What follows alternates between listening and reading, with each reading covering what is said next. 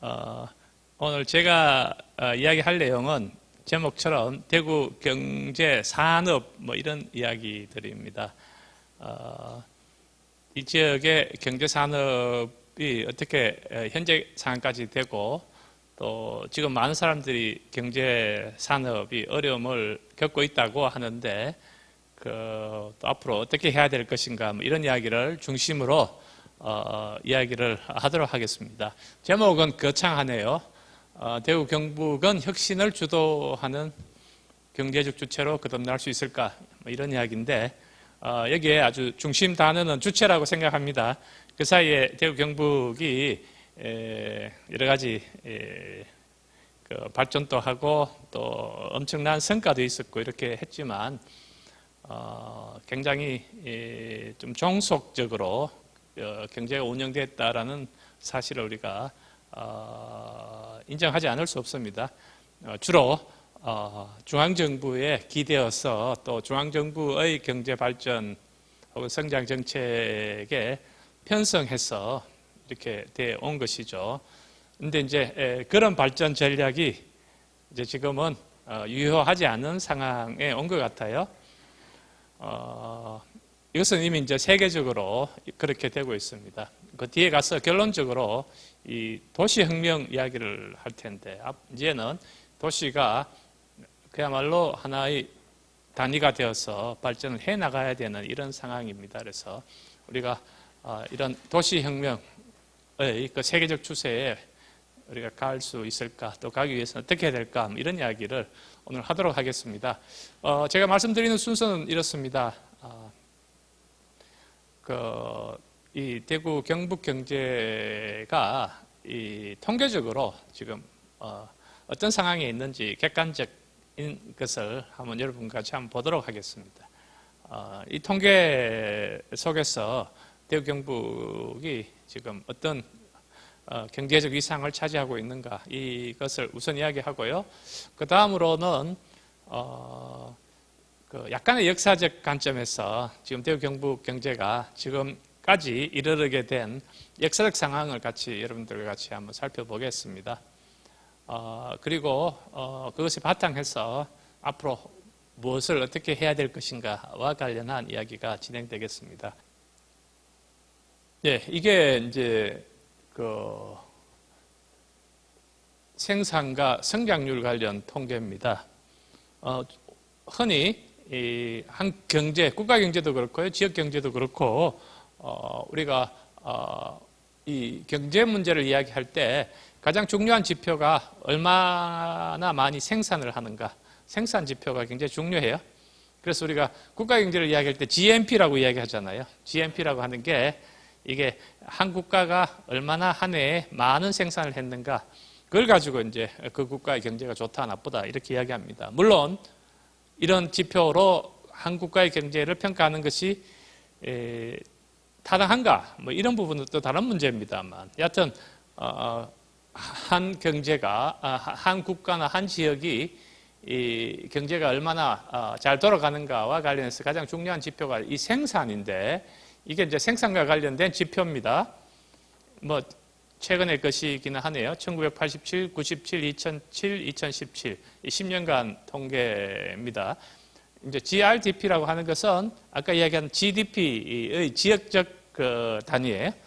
그래서 대구 경북이 GRDP가 이런 정도고 경상북도가 이렇고 전국이 이렇다.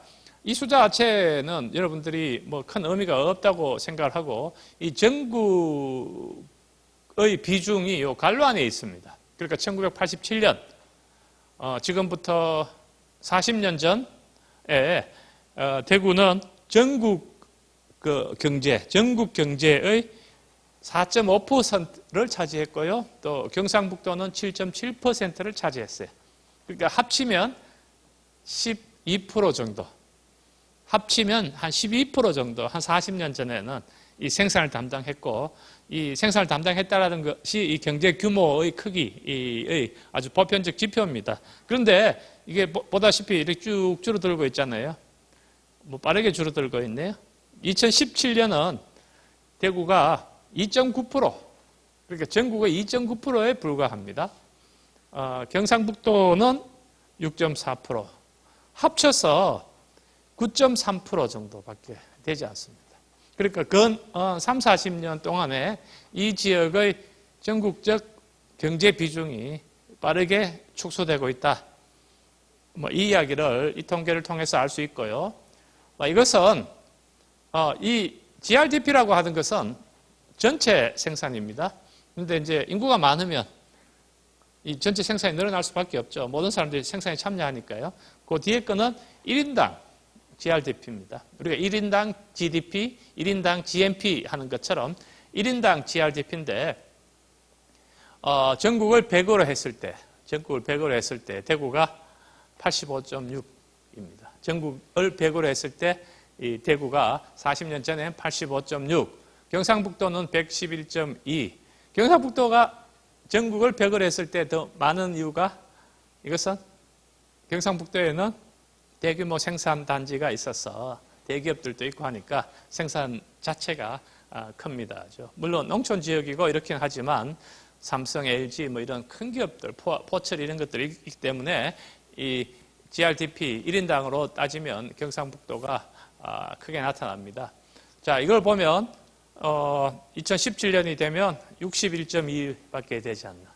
1인당 GRDP라고 하는 것은 이렇게 조금 근사치로 이야기하자면 이게 1인당 소득과 비슷합니다.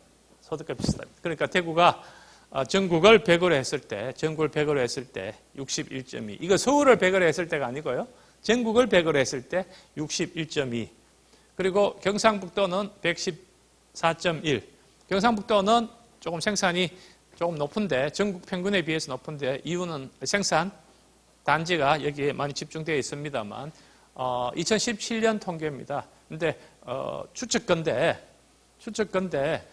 이후에 구미나 포항의 생산이 크게 많이 줄고 있어서 아마 2018, 19 이게 2017이 최근에 통계입니다만 조금 진행이 되면 이 통계도 경북의 통계도 조금 지금보다는 조금 많이 떨어질 것으로 예측됩니다. 이게 생산으로 우리가 본 대구 경북의 경제적 위상이고요. 이것은 성장률입니다. 아까는 생산 자체인데 이제 성장률. 그러니까 이 생산이 얼마나 빠른 속도로 증가했는가라는 이야기인데 이게 이제 IMF 위기 이후에 이전과 이후죠. IMF 이전은 이 파란색과 주황색이 잔이 섞여 있어서 크게 두드러지게 나타나고 있는 것은 없어요.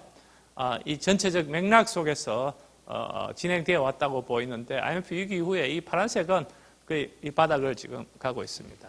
그러니까 크기 자체도 규모 자체도 작은데 성장률 자체도 굉장히 저하되어 있는 상황입니다. 이 주황색 이 경상북도도 마찬가지로 이제 그 바닥 쪽에 뚜렷이 나타나고 있습니다. 그래서 지금 최근에 이르려면 규모 자체도 작은데 성장률 자체도 굉장히 낮은, 그러니까 앞으로 이 경제라고 하는 것이 이제 더 위축될 수밖에 없는 상황을 이 표가 보여주고 있습니다. 산업구조적 측면인데요. 지금 이게 대구고 이게 경상북도인데 산업구조가 지금 어떻게 되어 있는가? 여러분 잘 아는 식으로 구분을 했어요. 이게 농업, 공업, 농업이 1차, 2차, 건설업도 2차라고, 건설업이 2차, 3차, 여하튼 애매하긴 한데요. 따로 떼고, 또 서비스업이 3차, 이렇게 되어 있습니다. 대구가 전체적으로 보면, 제조, 이 광공업, 제조업이 굉장히 줄어들고요. 그 대신 건설업 비중이 조금 늘어났다가 줄어드는 이런 사정이고, 서비스업이 커지고 있습니다. 농업은 지금 잘 안 보이죠. 이것은, 대구가 이 서비스 산업 쪽으로 많이 확대되고 있다. 이건 도시 발달과 더불어서 이것은 아주 이게 굉장히 보편적 흐름입니다. 근데 문제는 이제 이쪽의 서비스 산업이 좋은 일자리를 만들어내는가라는 부분은 조금 복잡한 이야기가 있습니다. 대구의 이 서비스 산업은 주로 음식업, 숙박업 뭐 이런 것들인데 그렇게 좋지 않은 일자리를 만들어내고 이른바 서비스업에서 좋은 일자리라고 할 수 있는 그 도시형 서비스, 이런 그 법률이랄까요, 또 회계랄까요, 또 기획이랄까요, 이런 것들은 이 대구의 서비스 산업에 커다란 비중을 차지하지 못하고 있습니다. 여하튼 대구는 이 3차 산업 서비스업 중심으로 재편되고 있고 이 경북은 여전히 이 제조업의 기반이 비중적으로 굉장히 높습니다. 물론 농업은 비중이 좀 줄어들고 있고요. 또 이게 제조업이고 서비스업은 이렇게 규모가 좀 커지고 있지만 여전히 서비스업의 비중은 대도시에 비해서 낮습니다. 경북은 이런 상황으로 보면 도시와 농업이 결합되어 있는 산업 구조를 가지고 있습니다. 최근에 대구와 경북의 통합 이야기가 굉장히 많이 나오는데 그 많이 나오는 그 배경이 이 대구가 가지고 있는 이 산업 구조, 서비스형 산업 구조 중심과 이 경북이 가지고 있는 이런 제조업 기반의 산업들을 아주 잘 결합을 하면, 잘못 결합을 하면 문제가 더 커지지만 잘 결합을 해서 시너지 효과를 만들어내면 우리가 지금 따로따로 이렇게 생각했던 것보다 더 좋은 결과를 가져오지 않을까라고 하는 기대가 있습니다. 바로 그런 것들은 이런 산업구조의 이 차이, 또 이것의 시너지 효과에 대한 내용이라고 할 수 있습니다. 이것은 이제 종사자별 사업체 수인데, 보면 대체적으로 이 아주 영세 기업들, 1명에서 4명 수준의 기업들이 대구고 경북이고 마찬가지고요.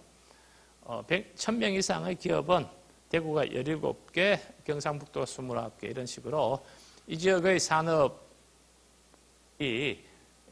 대체로 영세한 산업들, 또 대기업이 있다라고 하면 그것이 거의 경상북도에 많이 있는 300명 이상도 마찬가지고 거의 큰 규모들은 경상북도에 많이 있습니다. 대구는 이런 작은 서비스업, 영세업들, 식품 이런 것들이 많이 있어서 이쪽에 비중이 높죠. 이런 상황이고요. 한동안 이 대구 경북에서 이렇게 경제가 안 좋아지니까 좀 관심을 가지고 추진하려고 노력했던 것들이 산업단지를 만들려고 해왔습니다. 이건 산업단지와 관련된 현황인데, 최근에 이 대구가 국가산업단지를 달성해 지금 유치를 해서 하나 가지고 있고, 경상북도는 구미에 3개, 포항에 2개, 경주에 하나 이렇게 해서 국가산업단지가 6개가 있습니다. 이렇게 보면 산업단지도 대체적으로 경상북도가 많이 가지고 있고 대구는 적게 있습니다. 이것도 앞에서 이야기했던 이야기와 관련해서 보면 대구와 경상북도가 얕은 경기를 살리기 위해서 산업단지를 유치해야 된다는 이야기가 많이 있습니다만, 이것을 따로따로 이렇게 하기보다는 대구가 따로 또 산업단지를 유치하고 경상북도가 따로 산업단지를 만들고 하기보다는 이것이 잘 통합이 되어서 서로 좋은 시너지를 만들 수 있는 상황도 이 표에서 우리가 확인할 수 있다고 생각합니다. 경제에서 가장 중요한 2개의 통계를 만약에 이야기하라고 한다면 생산 통계와 고용 통계입니다. 이 고용은 이게 먹고 사는 이야기니까요. 고용 통계가 굉장히 중요하죠. 이것은 고용과 관련된 통계입니다. 이 통계를 보면 대구의 고용률은 이 취업자 수 나누기 15세 이상 인구입니다. 그리고 15세 이상 인구 중에서 취업한 사람의 비율이에요. 15세 이상 인구 중에서 취업한 사람의 비율. 이때 취업은 전 세계적 기준에 따라서 취업자를 규정하는데 일주일에 1시간 정도 일해도 취업자로 됩니다. 일주일에 1시간 정도 일해도 취업자로 됩니다. 그러니까 말하자면 고용률이라고 하는 것이 이런 거예요. 15세 이상 인구 중에 일주일에 1시간이라도 일한 사람의 비중입니다. 이걸 고용률인데 이 고용률이 파란색이 대구 거죠. 이 전국에 비해서 낮고 이렇게 점선을 치놓은 것은 전국적으로 이 고용률이 좀 높아지고 있는 상황에도 불구하고 대구의 고용률은 크게 떨어지고 있습니다. 경상북도도 크게 떨어지고 있습니다. 고용률이 한국이 지금 한 60에서 62 정도 가고 있는데 지난 박근혜 정부 때 이것을 70%로 해야 되겠다고 국가 목표를 세운 적이 있습니다. 고용률을 70% 하자. 이 이야기는 15세 이상 인구 중에서 1시간 정도, 일주일에 1시간, 최소한 1시간이라도 일한 사람의 비중을 70%를 만들겠다. 이것은 선진국의, 우리가 흔히 이야기하는 선진국의 아주 보편적 기준에 따르면 70% 이상입니다. 그래서 우리가 지금 60% 중반 약간 이렇게 낮게 되어 있으니까 이것을 이제 70%로 하는 것을 국가 목표로 삼았습니다만 이런 점에서 보면 한국 전체적으로는 이게 조금씩 개선되고 있긴 해요. 70%라고 하는 목표는 아직도 요원합니다만 그런데 이 대구와 경상북도는 오히려 이 지역에 살고 있는 15세 이상 인구 중에 1시간이라도 일한 사람의 비중은 조금씩 반대로 떨어지고 있습니다. 이게 지금 이 지역의 일자리와 관련된 사정이라고 이야기하면 되겠죠. 이것은 실업률입니다. 실업률은 고용률과 대비되는 대표적 고용과 관련된 통계입니다. 이것은 경제활동 인구의 실업자 비중입니다.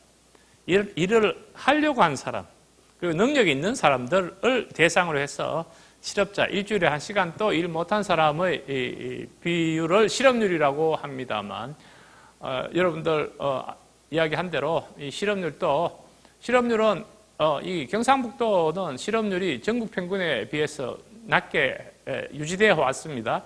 그런데 농촌은 전 세계적으로 실업률이 낮습니다. 왜냐하면 허들의 일도 할 수가 있으니까요. 그런데 최근에 경상북도도 실업률이 전국 평균을 윗돌고 대구는 마찬가지로 윗돌고 있습니다. 위에 보이는 것은 청년 실업률입니다. 청년 실업률이요.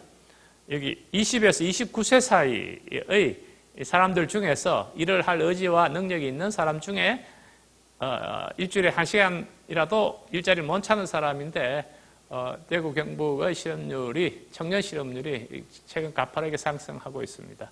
이 초록은 전국입니다만 이게 최근에 청년들이 이 지역에서의 일자리와 관련된 내용이고 아마 이것은 지역 언론이나 또 청년들이 피부로 느끼는 문제입니다. 이 실업률이 다른 지역에 비해서 최근에 급격히 증가하고 있습니다. 이것은 이제 고용구조인데요. 고용구조요. 이 지역에 고용되어 있는 사람들이 나이별로 어떻게 되어 있는가? 이 지역이 나이별로 어떻게 되어 있는가? 아마 내가 하려고 하는 그 내용들을 여러분들 미리 짐작할 겁니다. 이 지역이 청년들보다 나이 많은 사람들의 비중이 점점 높아지고 늙어가고 있다. 뭐 이런 이야기를 하는데 이 통계가 그걸 보여주고 있습니다. 이것은 20대의 비중이 이 통계 1989년부터 시작된 통계에 보면 점점 줄어들고 이게 20대고 30대고 40대, 50대, 60대인데 60대 비중, 50대 비중 커지고 있고요. 이 40대 비중도 커지고 있고 30대 비중은 오히려 좀 줄어들고 그러니까 주로 40대 이상의 일자리들이 대구에 상대적으로 커지고 있는 것. 그리고 이것은 경상북도입니다만 경상북도는 요게 20대입니다. 그죠? 20대 숫자. 요게 30대인데 20대, 30대는 전체적으로 또 줄고 있죠. 이렇게 보면. 그리고 이 전체가 40대, 50대, 60대입니다. 그래서 전체적으로 보면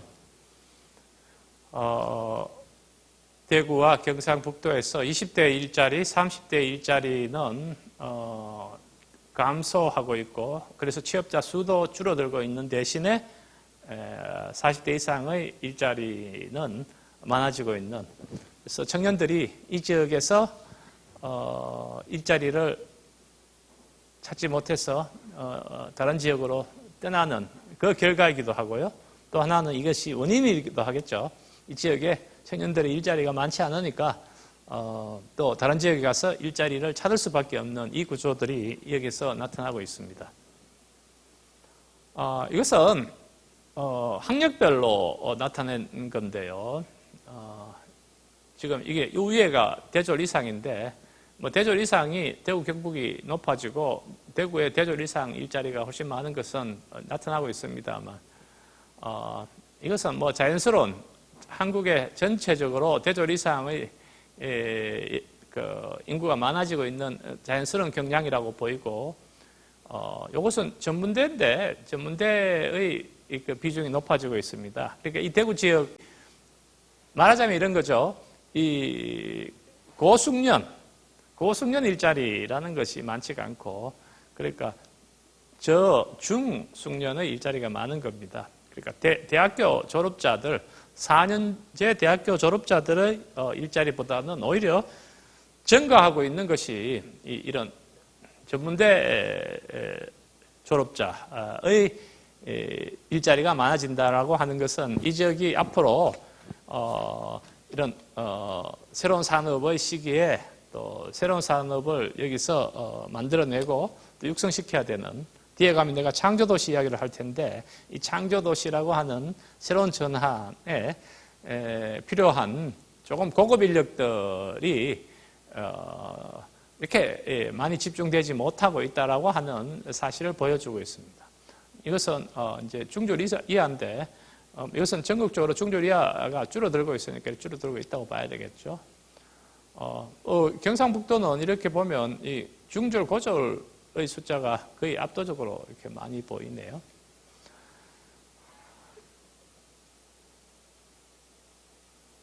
이것은 이제 이 전체의 결과일 수도 있겠네요. 전체. 그러니까 경제 자체가 생산이 떨어지고요. 또 경제가 침체되고 또 일자리가 줄어들고 일자리가 또 많지 않고 하니까 나타난 그 결과라고도 볼 수 있는데, 이제 이 지역에서 사람들이 유출되는 겁니다. 사람들이 유출되는. 대구는 이 파란색이 유출되는 전체 숫자의 순유출. 그러니까 이 대구 지역에서 지금 한 2만 5천 명까지, 최근에는 1만 5천 명까지 매년 빠져나가고 있고, 이 붉은색은 그 중에 청년들입니다. 여기 빨간색만 보면 청년들 유출이 이렇게 있다. 최근에 좀 줄어들고 있지만 그래도 5천 명은 넘는. 그러니까 계속 이 청년들이 이 지역을 빠져나가는 이 순유출입니다. 들어오는 것 또 빠져나가는 것들을 서로 이렇게 합치고 빼서 이 순유출을 기록한 겁니다. 경상북도는 이게 이제 유출이고 이게 붉은색이 청년 순유출인데, 최근 전체적으로 보면 유출이 조금 줄어들고 있습니다만, 이 청년의 순유출이 이 지역의 전체 인구의 순유출보다 더 큽니다. 그러니까 무슨 말인가 하면 청년들은 빠져나오고 청년보다 나이 많은 30, 40대는 오히려 지역으로 들어오고 있는 이런 사정입니다. 그러니까 청년들은 빠져나오고 오히려 40, 50대에는 지역으로 들어오는, 그 40, 50대들이 경상북도에 이렇게 들어온다는 이야기는 결국 상당 부분은 이 대구 경북에서 40, 50대들이 유출된 것들이 경상북도로 들어오는 것으로 유추가 됩니다. 그러니까 대구는 청년도 빠져나가고 그 중장년도 빠져나가는데, 경상북도는 청년은 계속 빠져나가고 중장년은 오히려 유입되는데, 그 유입되는 상당 부분은 대구에서 빠져나가는 중장년들이 농촌으로 다시 회귀하고 있는 이런 경향입니다. 아마도 대구에서 일자리를 확보하지 못하는 중장년들이 시골로 가서 시골에서 여러 가지 경제적 삶을 모색하는 뭐 이런 거라고 볼 수가 있습니다. 자, 이게 이런 전체적 통계입니다. 이 통계를 보면 이 지역이 현재 우리가 경험하고 있는 이 지금 문제, 경제적 현황들이 또 이런 통계를 통해서 어느 정도 짐작이 갈 겁니다. 조금 어려운 사정이 있다. 어려운 사정이 있고 또 그 어려움이 별로 나아질 기미가 보이지 않은 상황으로 전개되고 있다. 이게 지금 대구 경북의 경제적 현실, 산업의 현실 이렇게 이야기할 수 있습니다. 자, 그러면 이 대구 경북이 그럼 그동안 지금 어떻게 됐는가? 그동안 어떻게 지금 사정이 어떻게 진행되어 왔는가? 이 역사적으로 보면 대구 경북의 경제가 지금까지 오게 된 경위가 어떤 건가? 뭐 이런 이야기를 잠시 해보도록 하겠습니다. 한마디로 이야기하면 사실상 이런 겁니다. 대구 경북은 한때는 한국 경제 성장을 사실상 주도해 왔습니다. 한국의 경제 성장을 주도해온 정말 긍지를 가질 만한 지역이었습니다. 20세기, 그러니까 우리가 흔히 말하는 개발연대, 한국이 높은 경제 성장을 할 때 그 핵심적 동력이 이 지역에서 만들어졌습니다. 그런데 이제 외환위기 이후에 어떤 이 내부의 혁신 능력이 급감하면서 동력이 사라지고 잃게 되는 뭐 이런 과정을 겪습니다. 그 이야기를 조금 정리해 놓은 이야기가 지금 다음 슬라이드에 있습니다. 우선 뭐 일제강점기부터 출발을 하면 이런 거죠. 뭐 일제강점기 때 실제로 근대산업이 출발했다고 보면 이 근대산업의 출발 과정을 이 강점기 때적 상황을 보면 1910년도에 여러분들 그 철도가 이 지역을 통과합니다. 철도가 통과하는 그 중앙, 그러니까 경부선이라고 하는 철도가 만들어지고 또 중앙선이라고 하는 철도가 만들어지고 이 철도의 한가운데에 대구가 있는 뭐 이런 상황이 되면서 대구가 사실상 근대 도시로의 면모를 가지게 됩니다. 그리고 일본 상권들이 부산을 통해서 서울로 이렇게 진출하는 이 과정의 길목에 있기 때문에 이 과정에서 일본의 상권들이 그리고 일본의 자본들이 많이 들어오게 되고 이 과정에서 한국의 관점에서 보면 여러 가지 부정적 민족적 관점에서 부정적인 내용들이 많지만 여하튼 이 도시라고 하는 그리고 경제라고 하는 측면에서 보면 그런 마찰에도 불구하고 일본의 자본과 일본의 기술이 이 지역에 터잡으면서 이 근대 도시로서의 모습, 대구가 가지게 되고 그때 대구라고 하는 것은 뭐 경상북도와 분리해서 생각할 수 있는 것이 아니라 같이 생각해야 되는 거니까 경상북도도 이런 큰 틀 속에서 발전하게 됩니다. 그러다 보니까 대구는 유통, 섬유, 이 섬유라고 하는 것은 이게 이제 소비 제품인데요. 그러니까 이 이제 소비와 관련된 이런 산업들이 이 지역에 자리 잡고 이제 발전하는 계기를 가집니다.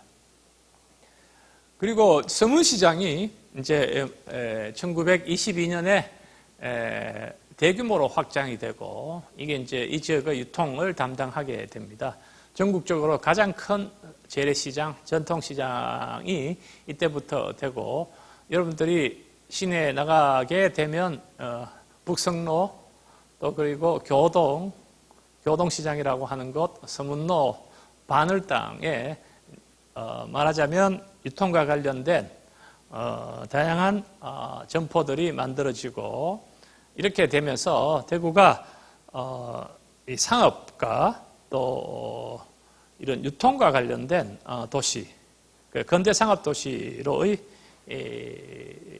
그 어떤 정체성을 이때 확보가 됩니다.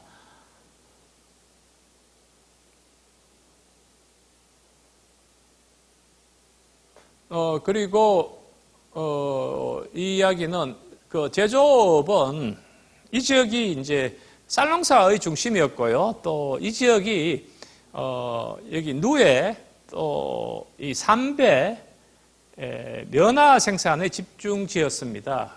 그래서 이 제조업은 이런 정미업 또 우리 삼성 우리 여러분 잘 아는 삼성도 여기서 정미업으로부터 시작했죠. 대구에서 삼성 뭐 이런 것들 또 여기서 출발했는 것처럼 많은 사람들이 먹고 살아야 되고 소비해야 되는 이런 정미업 그리고 양조업 그리고 또 제사 이것은 이제 그 실을 만드는 건데 이 지역이 이제 섬유 그 원료의 산지였기 때문에요. 뭐 이런 식으로 이제 이 지역의 제조업이 자리 잡습니다. 자, 이런 제사 이런 것들이 결국은 이제 일제강점기 이후에 대구가 섬유산업의 이른바 메카가 되는데 기초를 만들게 됩니다. 여기 이제 일제강점기 동안에 이 지역이 자리 잡는 아주 축약된 모습이죠. 그러니까 교통호 요지에 있었고 그 교통호 요지에서 소비재 산업 위주로 이 지역의 산업이 형성됐고 이 상업 도시가 대구가 만들어지고 제조업은 주로 그 소비재 중심의 쌀농사 또 그 섬유 산업 뭐 이런 형태의 산업의 기반이 만들어집니다. 자, 이게 이제 개발연대에 들어오면서 이제 한 점법을 하는데 우선 소비재 산업이 해방 이후에 중점 산업이었습니다. 우선 생활 필수품을 제공을 해야 되니까요.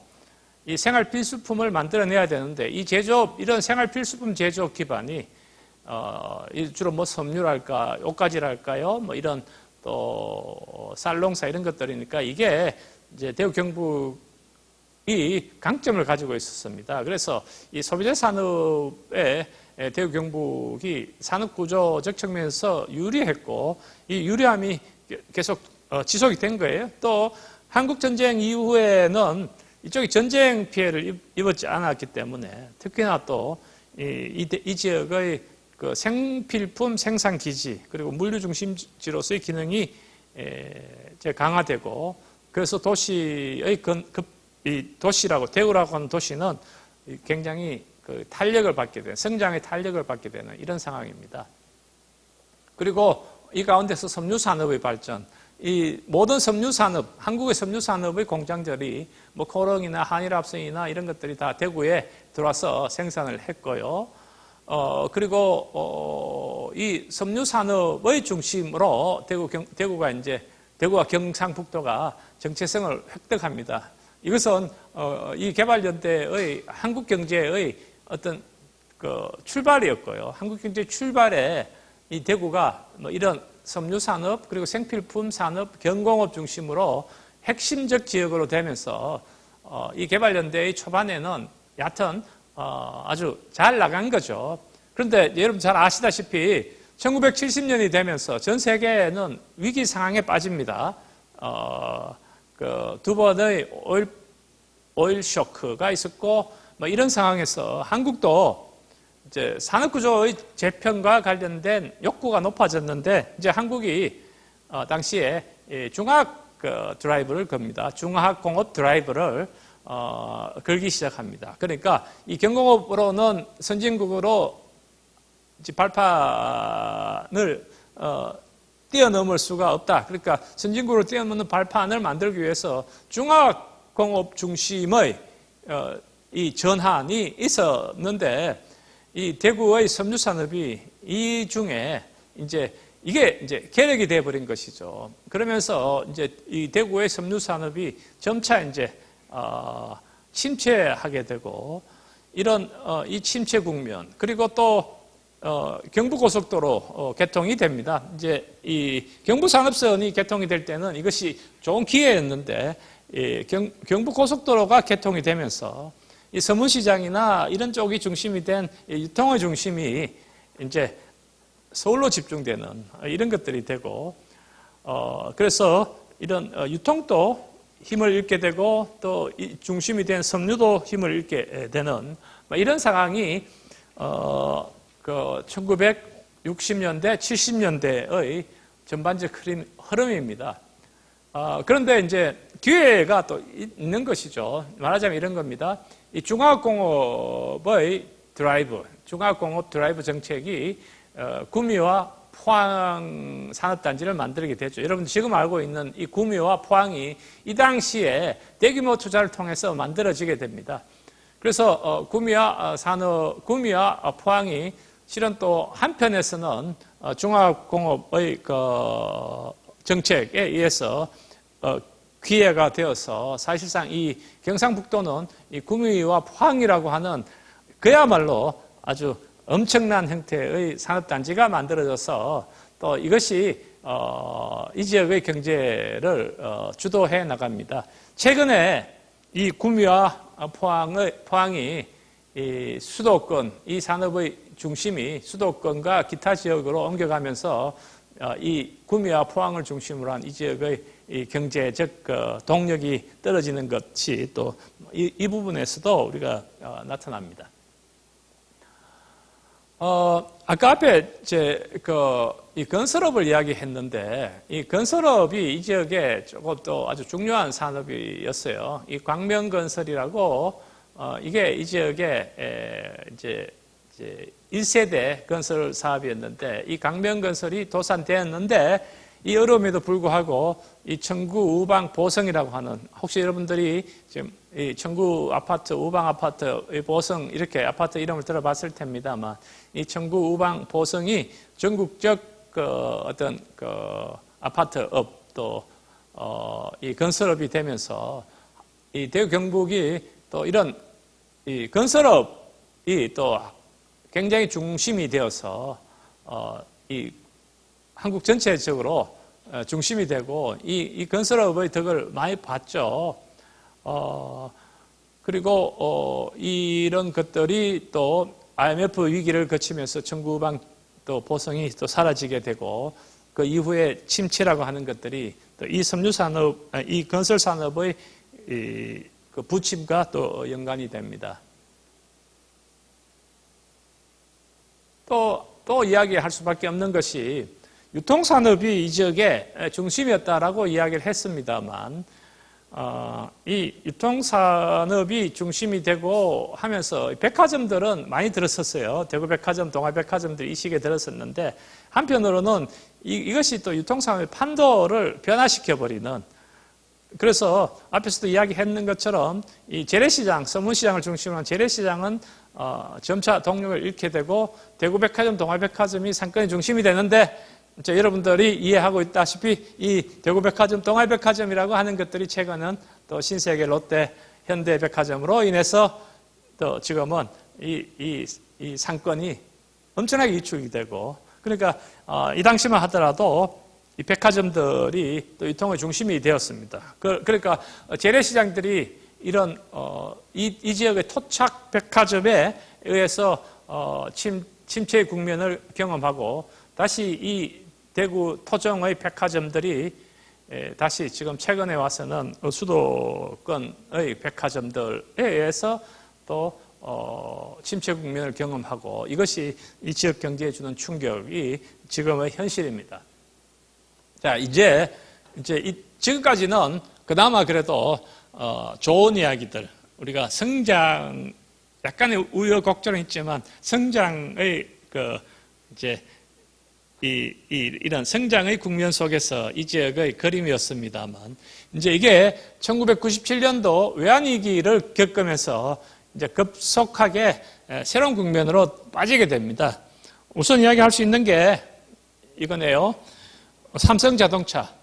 이 1996년에 삼성자동차가 만들어집니다. 그러니 이제 이 경공업 중심의 섬유 중심의 산업에서 새로운 돌파를 만들자, 자동차 산업이라고 하는 것이 이 종합적 산업이니까 이걸 통해서 이 지역의 경제가 부흥되기를 바랐고 기대가 많았죠. 그래서 삼성자동차가 1996년에 이 삼성자동차가 계명대학교 앞에 만들어지게 되고 1995년에는 삼성차가 또 이 구지면에 자동차 공장을 만들고 이렇게 했습니다만 불행하게도 이게 1년 후에 또 2년 후에 IMF 위기를 경험하게 됩니다.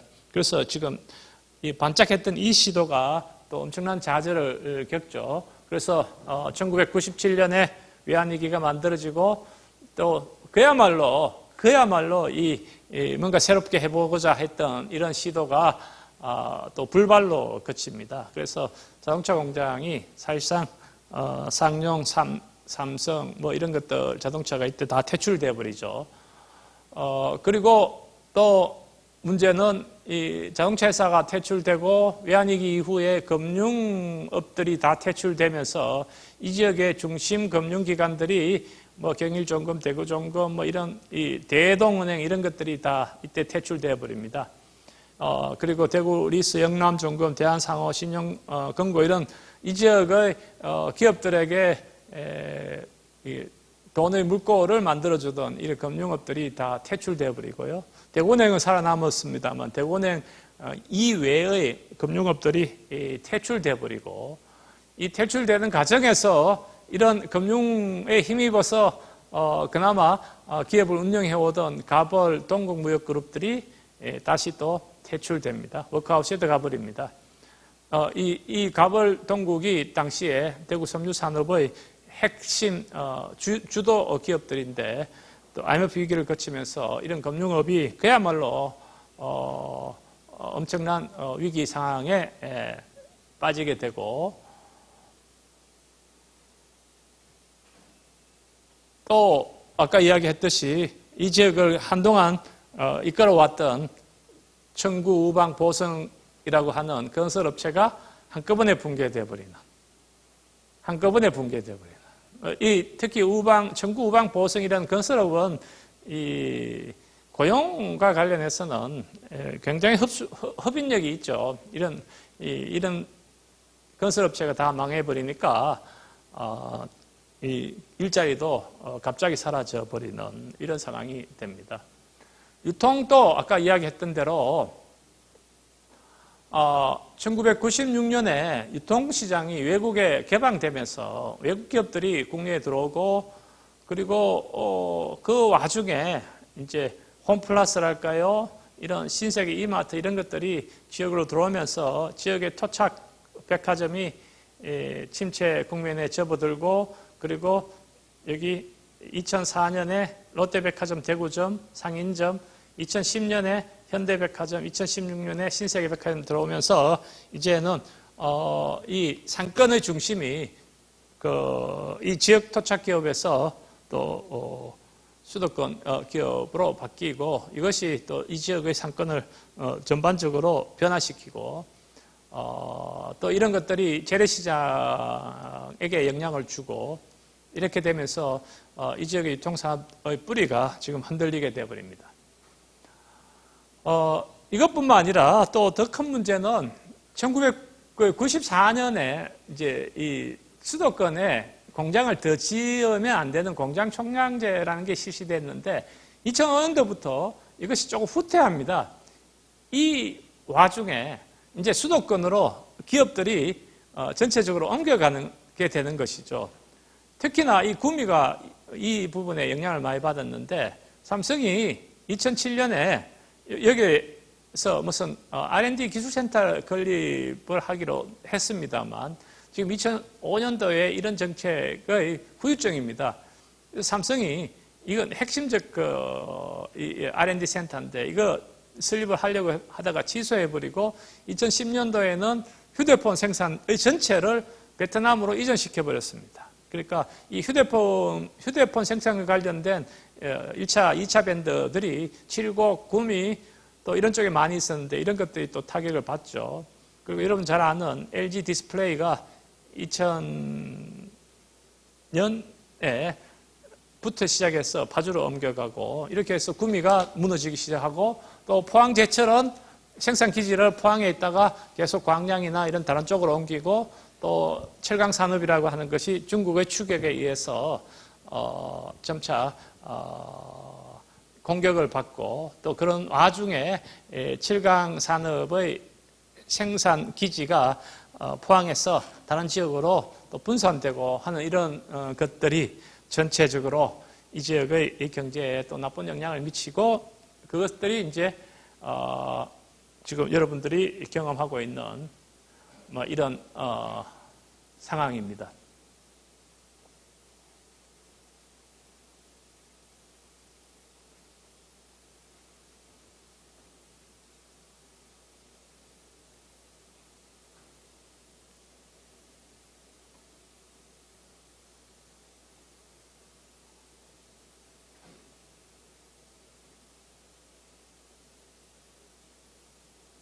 자, 지금 이 문제와 관련해서 이제 하나의 문제가 있는데요. 우리가 같이 검토해 봐야 될 문제가 있는데, 대구의 섬유 산업을 살리기 위해서 2007년입니다. 2007년도에 밀라노 프로젝트라고 하는 것을 했습니다. 아마 밀라노 프로젝트는 여러분들이 아마도 한 번씩은 들어보았을 거예요. 이 지역의 산업 구조의 획기적 전환을 밀라노 프로젝트를 통해서 시도하려고 했습니다. 밀라노라고 하는 이탈리아 도시를 벤치마킹하고 대구가 섬유 산업에서 패션 도시까지 그야말로 이런 섬유에서 한 단계 뛰어넘기 위한 프로젝트가 이른바 밀라노 프로젝트라고 하는 것이 있었는데 이 밀라노 프로젝트라고 하는 것이 김대중 정부 시절에 만들어졌습니다. 이 지역의 이른바 김대중 정부가 가지고 있는 동방 정책, 그러니까 이 정치적인 의도가 굉장히 많았고요. 뭐 이런 밀라노 프로젝트라고 하는 것이 있었는데 이 밀라노 프로젝트라고 하는 것이 또 이게 제대로 성과를 가지지 못하고 또 이게 주저앉게 됩니다. 그러니까 이제 다시 한번 새로운 시도를 했던 것의 아주 핵심적인 것이 밀라노 프로젝트인데 이 밀라노 프로젝트가 사실상 중도에서 그만둬 버리고 그래서 이것 때문에 대구의 섬유 산업은 말할 것도 없이 새로운 그 산업 구조 개편을 하려고 했던 이 기회가 사라져 버리게 되죠. 이것은 굉장히 불행한 건데요. 이 지역의 이 밀라노 프로젝트와 관련된 이 기대를 생각하면 이 밀라노 프로젝트가 이렇게 된 것이 참 안타까운 일입니다만 전체적으로 보면 이게 이제 정치의 논리가 너무 강했던 것 같아요. 그래서 이 밀라노 프로젝트의 사례를 통해서 우리가 배울 수 있는 것이 이런 겁니다. 당시에 이런 생각을 한 것이에요. 밀라노 프로젝트를 통해서 섬유 산업이 살아나게 되면 대구 경제도 살아난다라고 이야기를 했습니다만 이것은 경제학적으로 따지면 이 나무와 숲의 논리를 혼돈한 것에 불과한 겁니다. 숲의 논리는 나무의 논리와 다릅니다. 개별 나무가 아무리 건강하게 하나씩 잘 크더라도 그것이 숲의 건강성을 지키지 못합니다. 숲의 건강성을 지키기 위해서는 나무가 가끔 솎아내야 되고 또 벌목해야 되는 상황이 있는데 당시 밀라노 프로젝트는 지역의 섬유 산업을 살리게 되면 또 왜냐하면 지역의 섬유 산업이 이 지역의 어떤 지배 경제 단체의 지배적 목소리였기 때문에 이 섬유 산업을 살리는 것을 통해서 지역을 살려내겠다라고 하는 이 논리에 매달려 있었습니다만 아마도 밀라노 프로젝트가 그 중간에서 저렇게 중도에서 그만두지 않았다 하더라도 과연 섬유 산업을 살리는 것이 대구 경북 경제의 경쟁력을 확보하는 것인가에 대한 의문은 사실상 여전히 아직도 의문이 남습니다. 그런데 당시에 우리가 섬유 산업에 대한 그 기대가 너무 컸고 이것을 너무 매달리는 바람에 오히려 대구 경북 전체의 경쟁력과 관련된 건전한 논의를 못하게 되는 상황이고요. 상황이었었고요. 또 하나 이야기해야 될 것은 이 밀라노 프로젝트의 기회비용인데요. 이 섬유 산업을 살리려고 하다 보니까 우리가 놓친 게 당시에 세계적으로 진행되고 있던 산업혁명, 또 새로운 산업에 대한 이 관심이 상대적으로 약해졌습니다. 그러니까 밀라노 프로젝트를 통해서 우리가 엄청난 기회비용을 지불해버린 것들. 그러니까 새로운 산업혁명에 따라가는 지역산업계 구조조정을 위한 적기의 타이밍을 놓쳐버린 이른바 4차 산업혁명의 기회를 놓쳐버린 겁니다. 그러니까 여전히 아직도 이 지역에 많은 사람들은 밀라노 프로젝트라고 하는 것에 미련을 가지고 있는데 이 밀라노 프로젝트에 관심을 가지면서 새로운 산업 육성에 대한 관심이 상대적으로 줄어들고 또 이것이 가지고 있는 역효과가 너무나 큰 이런 것들을 지적하지 않을 수가 없습니다. 여하튼 외환위기 이후에 이 지역은 여러 가지 새로운 시도를 했습니다만 그 새로운 시도들이 이런저런 과정 속에서 다 좌절하고 또 지금 마지막에 이야기한 이 밀라노 프로젝트라고 하는 것도 좌절하고 이 밀라노 프로젝트가 좌절했지만 이 좌절에 대한 또 이 실패에 대한 그 경험으로부터 제대로의 반성도 없고 여전히 아주 이 지역은 이 밀라노 프로젝트에 대한 어떤 제대로의 반성도 지금 없는 상황입니다. 또 냉철한 평가도 없고요. 바로 이런 상황이 지금 우리가 현재 경험하고 있는 침체 앞에서 본 통계와 관련된 내용이라고 할 수 있습니다. 대구 경북이 이제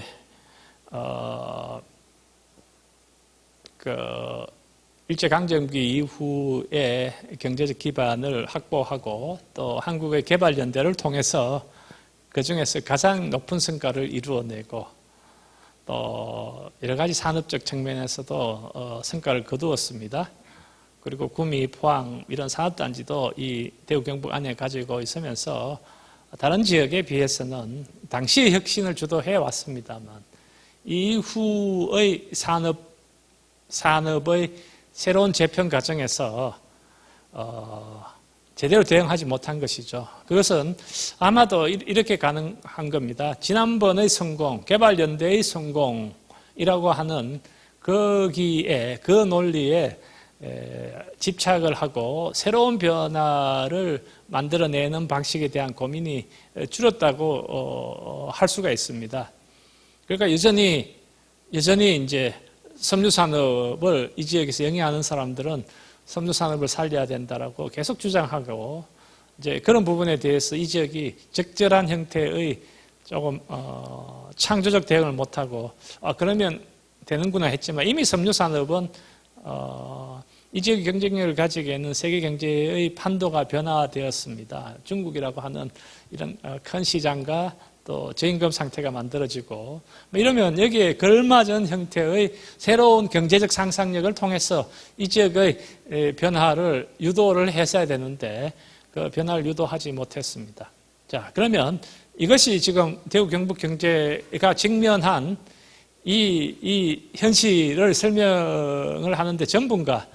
나는 그렇다고 생각하지 않습니다. 지금까지 이야기했던 이야기는 아마 그 중에 일부예요. 이제 우리가 내부적으로 혁신 능력이 부족했다라고 하는 것은 지금 대구 경북 경제가 가지고 있는 이런 형태의 그 침체 국면을 설명하는 데 일부고 또 이만큼 중요한 또 다른 이야기가 있습니다. 이게 바로 이 이야기입니다. 수도권 경제 집중의 문제입니다. 지금 수도권 경제 집중이라고 하는 이 파행 이게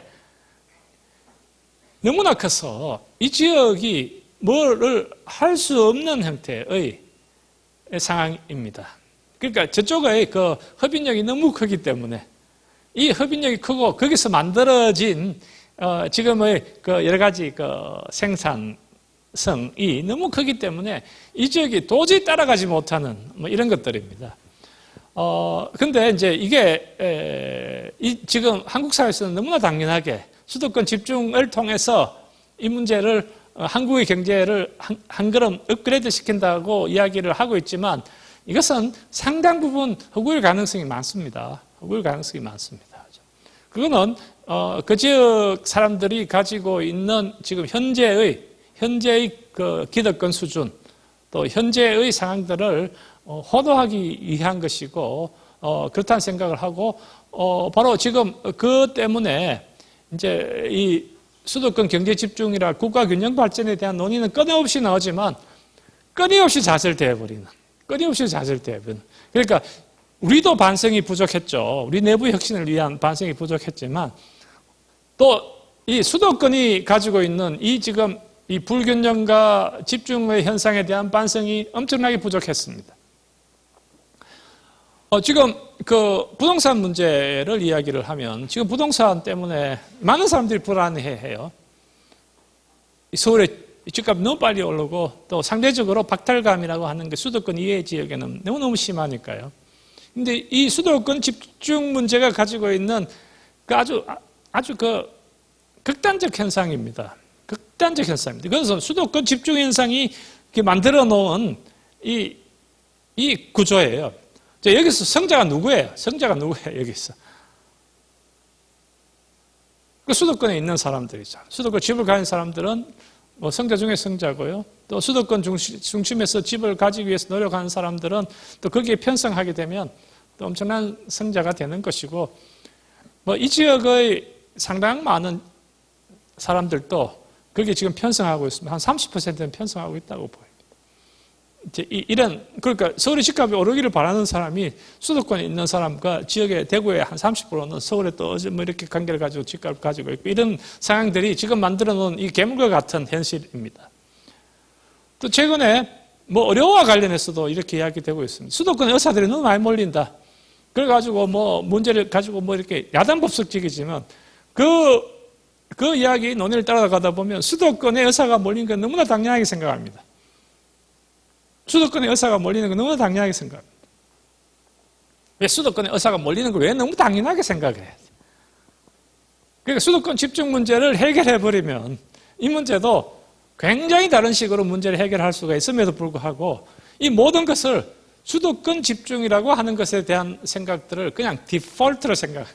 이건 반성 없이 이렇게만 하면 지금까지 문제를 해결해온 방식으로 앞으로도 문제를 해결할 수 있다고 생각하는 이런 상황인데, 나는 이제 이 문제에 대한 커다란 반성이 있어야 되고, 또 이 문제가 이렇게 지속되다 보면 한국 경제가 이제 지금까지 경험하지 못한 형태의 추락, 대구 경북 경제가 추락해오는 방식과 똑같은 방식으로 추락한다고 생각합니다.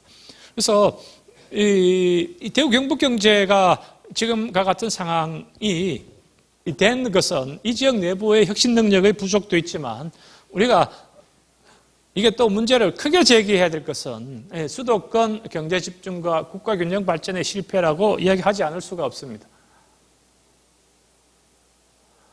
국가 균형 발전 정책은 실제로 1차 국가 균형 발전 5개년 계획이라고 해서 이게 이제 노무현 정부 때 만들어 놓은 거예요. 노무현 정부 때 아마 여러분들은 뭐 기억이 날지 모르지만 대못을 박아놔야 된다. 그래서 다시는 이것을 변경시키도록 안 되도록 대못을 박아놔야 된다라고 하고, 뭐 다양한 형태의 국가균형 발전 전략을 진행을 했습니다. 국정 목표의 최우선 과제를 삼고, 이것을 지금과 같은 국가균형과 관련된 이 문제를 제대로 하지 않고는 한국 경제 전체의 위험이 있다라고 하는 인식을 하고 국가균형 발전 정책을 했습니다만, 이후에 이름이 바뀌어버립니다. 이름이. 1차 지역발전 5개년 계획에서 이게 이렇게 바뀌어버려요. 그 다음 정부에서는. 대못을 박은 게 아니라 이 대못이 이제 흔들리기 시작하고 이렇게 넘어가버리고, 그러면서 이때 한번 제기했던 문제가 해결되지 못하고 이렇게 무산되고 또 왜곡되면서 이런 국가 균형 발전 전략의 부재 그리고 실패, 이것이 지역 경제의 침체와 그야말로 직접적 관련이 있다고 보고, 이 문제에 대한 반성이나 이 문제에 대한 문제 제기 없이 또 지역경제만 이야기하는 것은 그것은 문제 해결의 진정한 방식이 되지 못한다고 생각해요. 이 문제가 우리가 지역경제 문제와 관련해서 이야기할 때 해야 되는 것이고, 그래서 혁신도시라고 하는 것을 만들었잖아요.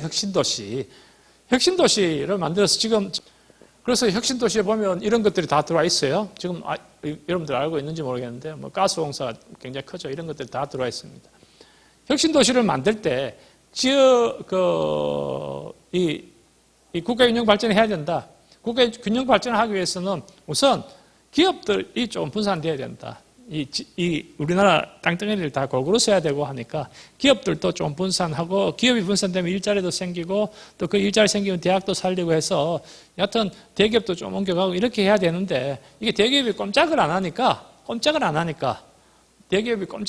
아까 이야기했듯이 2005년 4년 때부터는 대기업이 다 서울로 다 옮겨가고 있었습니다. 꼼짝을 안 하니까 우선 이 덩어리 큰 공기업을 혁신도시에 배치시키자. 그럼 배치시키면 이 공기업이 가지고 있는 덩어리가 크고 예산이 크기 때문에 여기에 관련되는 많은 기업들이 따라 내려갈 테고, 여기에 유인이 되어서 대기업도 따라 들어올 것이고, 이런 것들이 조금씩 진행이 되다 보면 본래 의도했던 산업 분산이나 또 어떤 모든 것이 분산 또 균형 발전이 이루어질 것으로 생각하고 혁신도시라고 하는 것을 만들고 경북도 혁신도시를 만들었습니다만, 이거 지금 내가 이야기했던 이 이야기가 되고 있습니까? 하나도 되고 있지 않습니다. 지금 대구 혁신도시에 가면 건물을 엄청나게 잘 짓고요. 근데 거기에 말하자면 기획 기능은 하나도 없습니다. 다 서울 다 있습니다. 본사는 여기에 있어. 그리고 이 혁신도시에 있는 공기업들에게 지역 인재 채용 30% 채용 이야기를 합니다. 그러니 이제 이게 그 이야기잖아요. 그러니까 지금 이 모든 것들이 의도와는 다르게 다 파행적으로 운영되고 있는 거예요. 그래서 여기에 우리 근본적으로 물을 수 있는 게 누가 덕을 보는 거예요.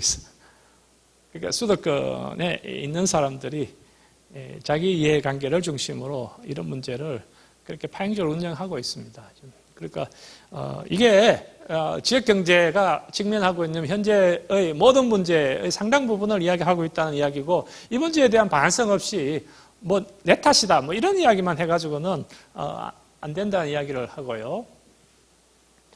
그래서 여기도 이런 이야기를 써놨죠. 말하자면 개발연대의 성장제일주의 방식이 초래한 수도권 경제 집중 현상은 이미 한국 경제의 발전 경로를 나름의 방식대로 효율화시켰어.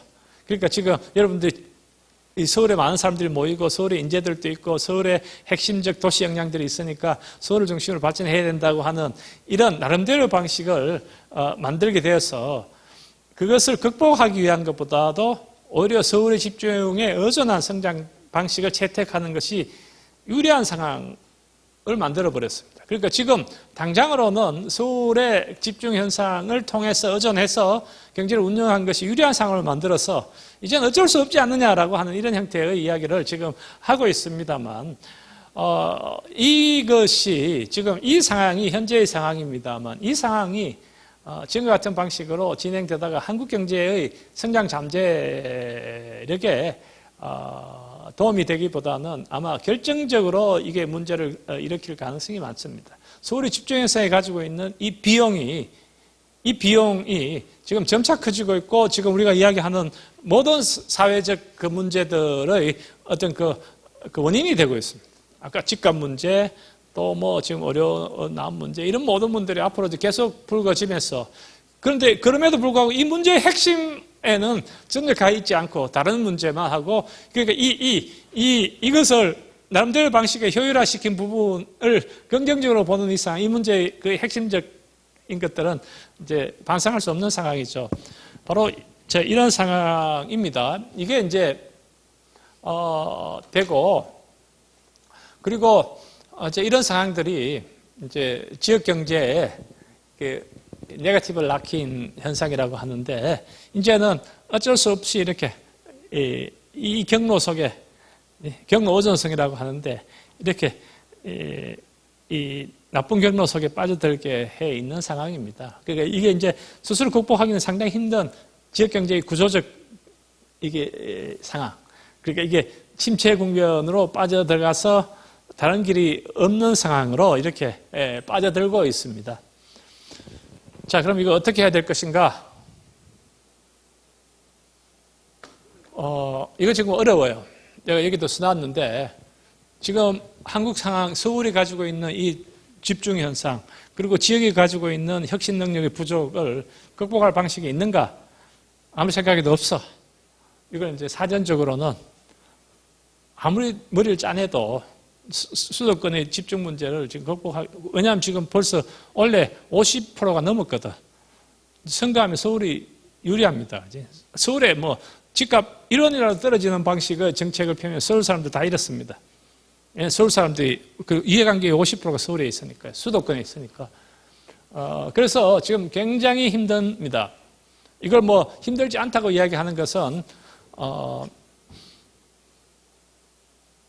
이건 뭐 지나친 낙관주의거나 아니면 바보일 가능성이 있습니다. 지금 굉장히 힘든 상황입니다. 정말 힘든 상황입니다. 지금 이 지역 경제를 돌파해내는 것은 굉장히 힘듭니다만, 그렇다고 해서 이게 불가능한가? 그렇게 보기는 힘들고요.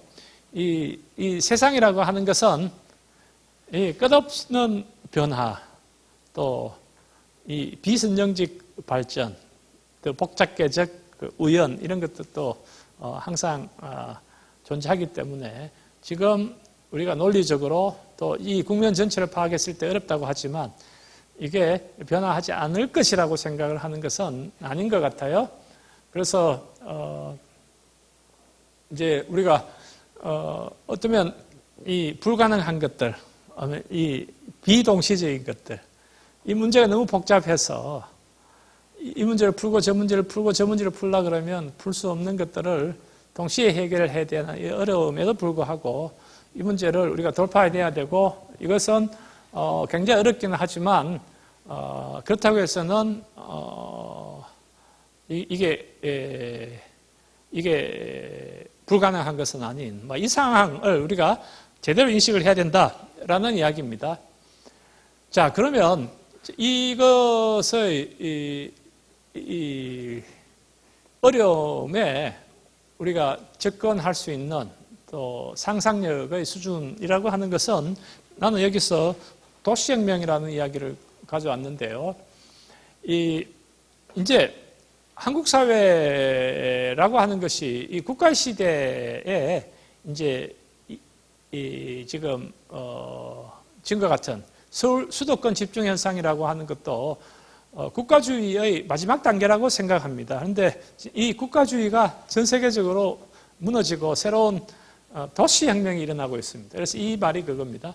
국가의 시대가 끝나고 도시혁명이 일어나고 있다, 이렇게 이야기를 하고, 2018년에 니얼 퍼거슨이라고 하는 사람이 이런 책을 썼어요. The Square and the Tower, Network and Power, 이런데, 이것은 이 스퀘어라고 하는 것은 광장, 이것은 타워는 탑, 광장과 탑, 이런 이야기입니다. 광장은 네트워크를 이야기하는 거예요. 광장에서는 모든 사람들이, 광장에서 사람들이 네트워크를 이루는 것이고, 타워는 권력의 의미입니다. 높은 곳에 서서 밑에 사람을 지배하는 방식인데, 이제 앞으로의 세계는 타워와 파워에서 이제 이 탑과 권력에서 광장과 네트워크로 변화하고 있고, 이 변화 과정은 이제 역사적이다, 이런 이야기를 합니다. 그러니까 국가주의가 상징하던 것은 바로 타워와 파워고, 앞으로 이제 이 스퀘어와 네트워크의 중심의 사회가 되고, 또 이 국가는 통치에 능하고 도시는 창조에 능하다라고 이야기를 합니다. 근데 앞에서 우리가 통계를 봤지만 이 국가는 통치를 통해서 생산의 비교 우위를 가집니다. 그러니까 지금 국가가 GNP라고 하는 것을 증가시키는 데는 국가의 통치라는 것이 굉장히 절대적이에요. 한국은 그 점에서는 세계적으로 성공한 국가인데요. 이제 이런 생산만을 가지고 이제 국가를 영위할 수가 없고 새로운 변화, 삶의 형태의 새로운 변화가 필요한데 이것은 바로 어떤 창조력을 가지는가, 도시라고 하는 것이 창조력을 가지고 이 창조라고 하는 것이 어떤 핵심의 그 역량이 되고 바로 이런 것들이 이 도시에 사는 사람들의 삶의 질을 향상시키고 이렇게 되는 시기로 변하고 있다. 그래서 이 창조력에 의거한 도시 발전, 이것을 도시혁명이라고 하는데 우리가 이제 생각해 보면 굉장히 불가능한 것 같지만 패러다임의 전환기에 지금 와 있습니다. 이 패러다임의 전환의 핵심적 이야기들은 이제 도시를 중심으로 모든 것을 생각하고 상상하고 이 도시라고 하는 것은 창조를 통해서 도시의 정체성이 만들어지고 한다. 뭐 이것이 우리가 이제 이 대구 경북 지역의 문제를 바라봐야 되는 중요한 관점이 아닌가 이런 이야기를 여러분들에게 하겠습니다. 이 제프리 웨스트라고 하는 사람이 최근에 작년에 스케일이라고 하는 책을 쓰고 이게 전 세계적으로 베스트셀러가 됐는데 이 이야기를 잠시 하고 이 제프리 웨스트라는 사람은 굉장히 특이한 사람인데요. 작년에 스케일이라는 책을 써서 전 세계적 베스트셀러가 되고 한국도 베스트셀러가 됐어요. 이 사람이 이렇게 보면 좀 약간 특이하게 보이죠. 이분은 혹시 이공계 학생이 있는지 모르겠는데 마이크로피직스 그러니까 미시 물리학을 했어요. 그게 촉근이 일어나는 게 있거든. 그걸 했습니다. 미시 물리학을 전공했던 사람인데 이 물리학을 하다 보니까 미시적인 물리학을 하다 보니까 이게 생명에 대한 문제까지 옮겨갔어. 그 이유는 생물학에 관심을 가지고요.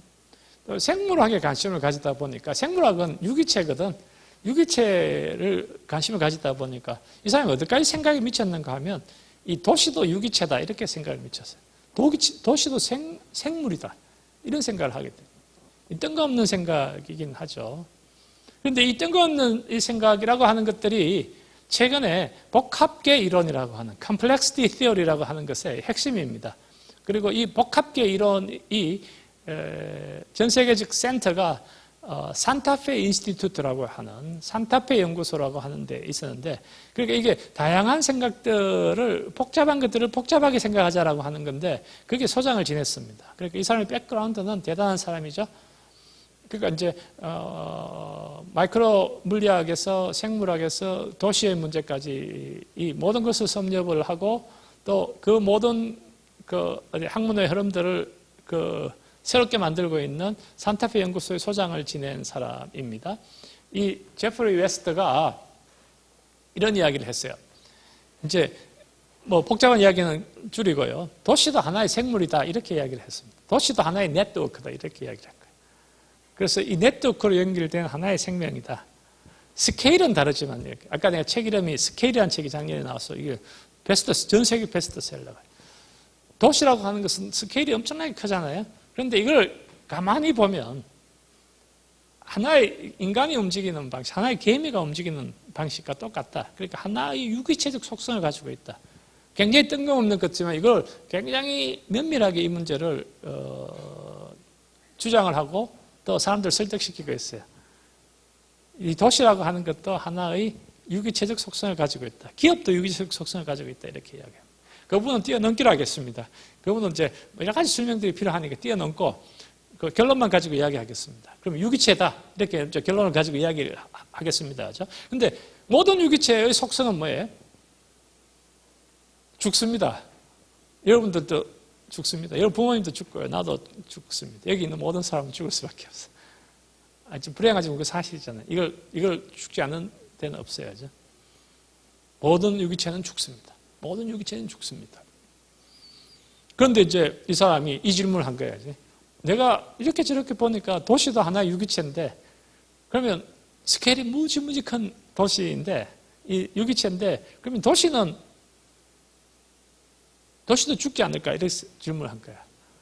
근데 많은 도시는 역사적으로 보면 소멸과 또 성장을 거듭하지만 죽고 살고 이렇게 합니다.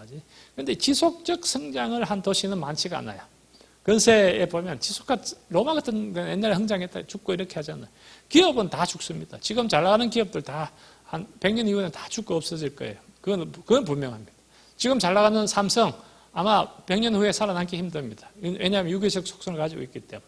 그런데 도시는 100년, 200년, 300년, 500년 동안 계속 유지되고 있는 도시가 있다라고 이야기를 할 수가 있어요. 그것도 사실이고. 그래서 이런 질문을 하는 거야. 기업과 생물은 반드시 망하지만 왜 도시는 망하는 도시도 있지만 망하지 않는 도시도 있는가? 이 질문을 한 거예요. 그러니까 저 질문의 의미가 그겁니다. 안 망하는 도시가 있는데 안 망하는 도시는 왜 안 망하는가? 핵심적 이 이야기를 합니다.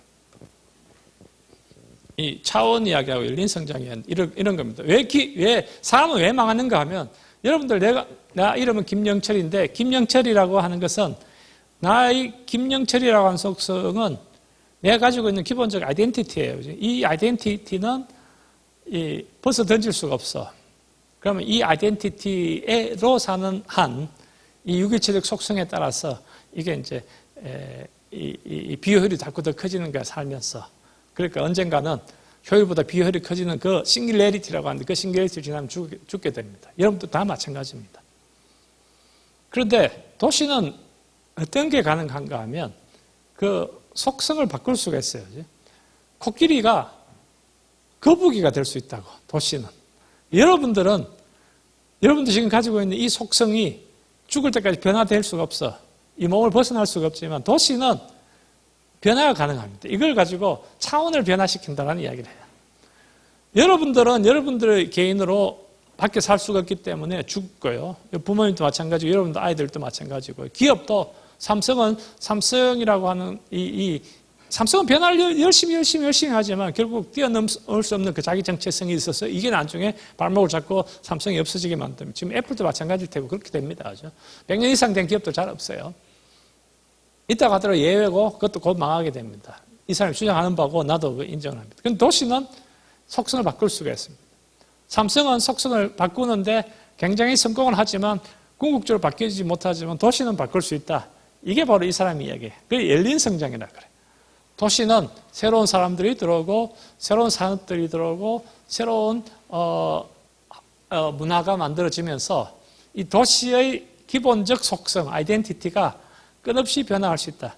열린 성장을 계속할 수 있는 도시는 오래 살아남고 또 끝까지 살아남는다. 차원을 달리하면서 이런 이야기를 이 사람이 합니다. 그래서 이제 우리가 도시혁명이라고 이야기를 하면서 이 도시의 그 활기를 키우는 방식은 바로 이 사람의 결론이기도 한데요.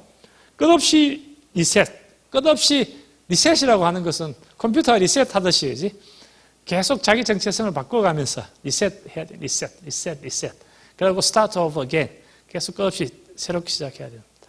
이게 바로 이 사람의 이야기입니다. 여기에 성공하는 도시는 살아남을 수 있고 살아남을 수 없고 여기에 성공하는 도시는 살아남을 수 있다라고 이야기를 하는데 자, 이 측면에서 앞에서 이야기한 대구 경북을 이야기하면 대구 경북은 이 차원을 너무 오랫동안 유지해온 거야.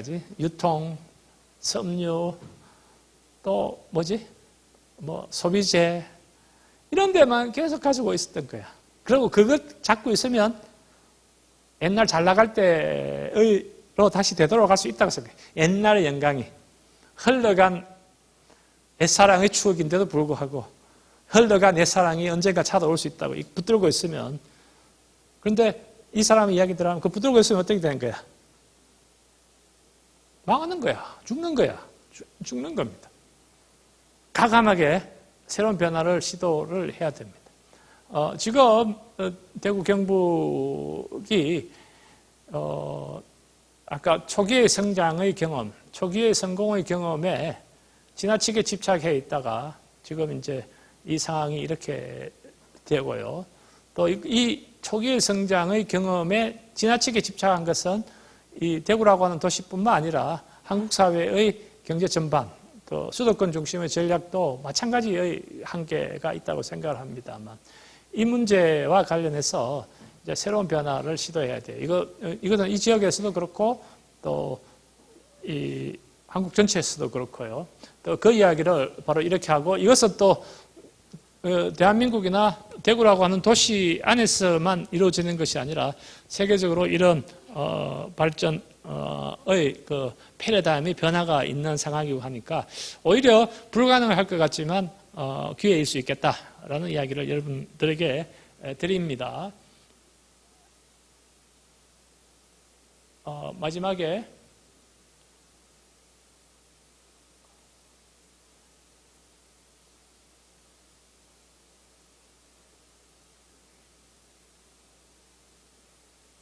이게 조금 마지막 페이지 한번 가봐 주십시오.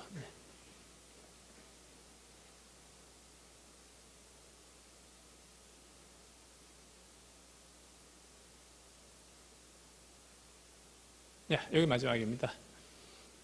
그래서 도시혁명을 위한 새로운 비전에서 마지막에 결론적으로 내가 키워드 중심으로 했습니다만 결국 여기에 문제는 지역사회의 사람입니다. 산업이 아닙니다.